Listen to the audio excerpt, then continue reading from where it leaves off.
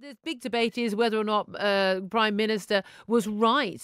Legally, constitutionally, yes, certainly she was right to go ahead with those airstrikes without getting parliamentary approval. But do you think it was the right thing in Britain's national interest, as she claims? Well, I think my personal view is it would have been better had there been a vote, but I don't think it was time, given that she was following with the coalition. And they were setting the timeline, so I don't think she had the time to do it. But of course, it would have been better had she done so. But is Jeremy Corbyn right then to criticise and say, look, this looks like she's at the beck and call of Donald Trump rather than making decisions in her own right? Well, I mean, Jeremy Corbyn's probably saying that for party political advantage. There are occasions when the nation traditionally rises above party political issues, and national security and international affairs are one of those. And obviously you would regard that as being the case. Is it in British national interest that we do join with allied forces in trying to take out the ability of President Assad's chemical weapons forces? Is that in our personal national interests? Well, as I was trying to explain earlier this morning on ITV, and they just had no way of understanding, it's not about President Assad. President Assad in Syria are virtually a nation in name only. They are controlled by the Iranians, and there's a large Russian base at Tarsus. And so the Russians and the Iranians calling the shots. The Russians carried out a chemical attack on our streets, and the Prime Minister pulled together an important international alliance to react to that, and that was very successful. Now that chemical weapons have been used flagrantly against international law in Syria, she rightly is part of the coalition that reacts to that. To do so would be nonsensical. Not to do so would be nonsensical. Oh, well, Jeremy Corbyn, the Labour leader, is making points in the interviews yesterday that we need to go through the United Nations, not just a parliamentary vote to approve these things, but going through the United Nations, because that is the international route. Even though it's been made very clear, Russia has vetoed 12 times now attempts to go down a diplomatic route. Is there any alternative to military strikes that you can see? As someone who's been on the coalface, on the battlefields, is there any alternative? Is there a kumbaya sitting round the campfire alternative, which Jeremy Corbyn seems to want, that would viably lead to fewer people in Syria suffering, certainly fewer children suffering chemical weapons attacks? Well, I can't imagine. Well, I can imagine why Jeremy Corbyn might say that, and I think the Russians owe him a few drinks for that suggestion, because that's effectively giving Russia, or in fact President Putin, a veto on British military decision making, giving President Putin a veto on British parliamentary decision making. So that's a nonsense. Yes, there is other ways that must be carried out and should be carried out in tandem. We need to go after the wealth of the many Syrian and indeed Iranians, and in the case of Russians, who are living freely. We need to go after their wealth. We need to make them international pariahs. We need to isolate them in their own countries. I think that's got to be done as well, because we know who the individuals are behind this.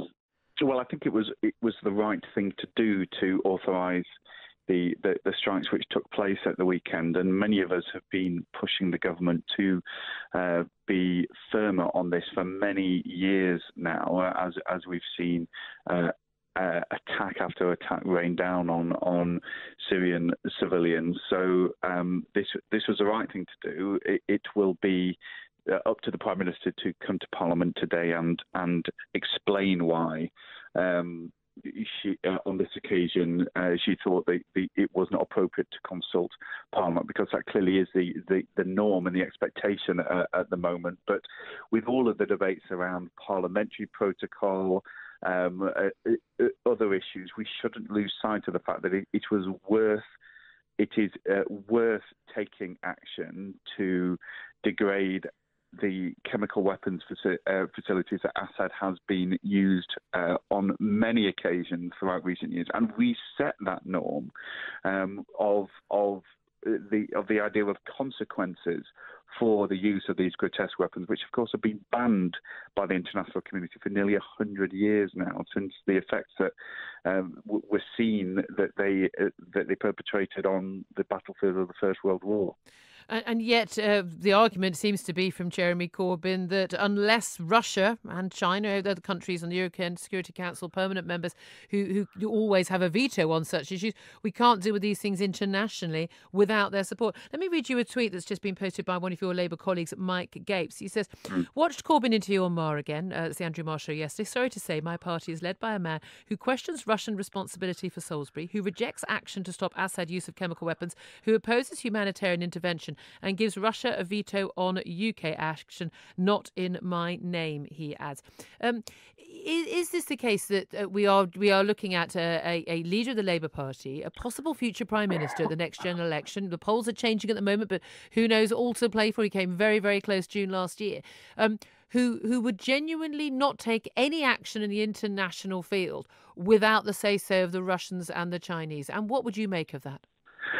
That does appear to be the situation. If you say that nothing can be countenanced in Syria without the explicit approval of the UN Security Council, because we have this highly unusual and deeply worrying and unsatisfactory situation where you have one of the permanent members of the Security Council in Russia, this body which was established after the Second World War to uphold global security, but one of its permanent members is complicit, enabling the terrible war crimes which the body is supposed to be policing. And in those circumstances, on the issue of Syria, the Security Council mechanism is simply broken, and therefore to say that it must remain the absolute condition for any kind of action is to say that we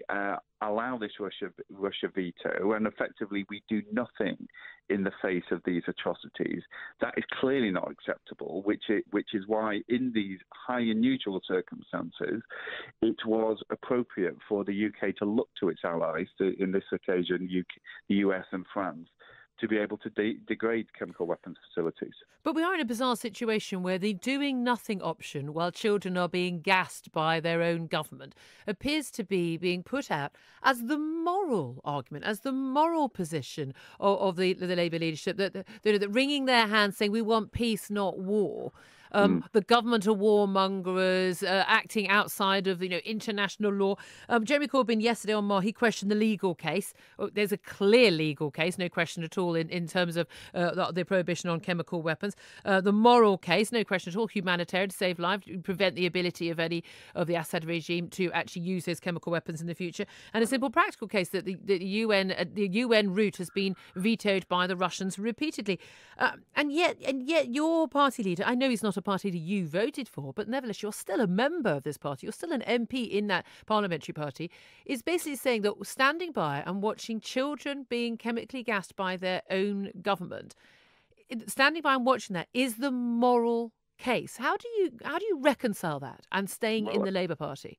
Well, I do wish that my front bench spent a fraction of the time on the atrocities that Assad and Syria are perpetrating in the region, as they appear to be doing over the last few days, in inventing new reasons to oppose this targeted action. But these are valid questions that you ask, Julia, about the wider political framework and who's in what party and who's saying what. But the focus of this week is rightly on the action that the UK has taken. Was it effective?